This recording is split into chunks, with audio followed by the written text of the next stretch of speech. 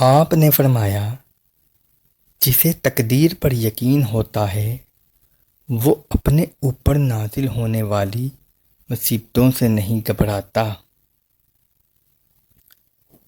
جس شخص کے دشمن نہ ہوں، سب دوست ہوں، اس شخص جیسا منافق کوئی نہیں، کیونکہ دشمن اس کے ہوتے ہیں جو حق کی بات کہتا ہے۔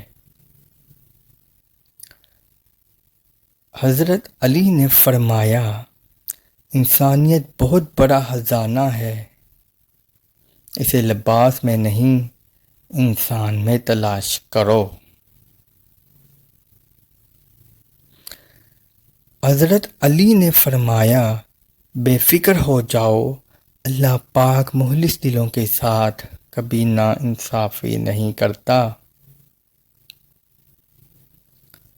حضرت علی نے فرمایا، جب لوگ غصے میں ہوں تو ان کی بات غور سے سنا کرو، کیونکہ اصل حقیقت تب سامنے آتی ہے۔ آپ نے فرمایا، اگر لوگوں کو عزت دینا اور معاف کرنا تمہاری کمزوری ہے تو دنیا کے تم سب سے طاقتور انسان ہو۔ اگر انسان کو تکبر کے بارے میں اللہ کی ناراضگی اور سزا کا علم ہو جائے تو بندہ صرف فقیروں اور غریبوں سے ملے اور مٹی پر بیٹھا کرے۔ ہمیشہ منفرد کردار رکھو، جیسے نمک اس کی موجودگی محسوس نہیں ہوتی مگر اس کی غیر موجودگی تمام چیزوں کو بے ذائقہ بنا دیتی ہے۔